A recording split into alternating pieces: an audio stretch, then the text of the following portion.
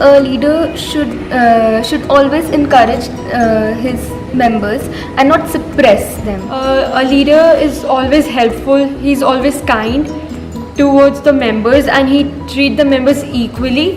He's not biased and he helps everyone in that wherever they face difficulty. He should be a good communicator with the people he's working with or she is working with, because if he will not communicate with others, he would not get to know that what are the opinions of different people. He or she should think of its team before himself or herself and should have a command over the rest of the crowd. A good leader should have the ability to guide the team and should help the team whenever needed and should be bold enough to take decisions. A leader should always listen to what the team wants or what the team needs. A good leader is the one who creates leaders.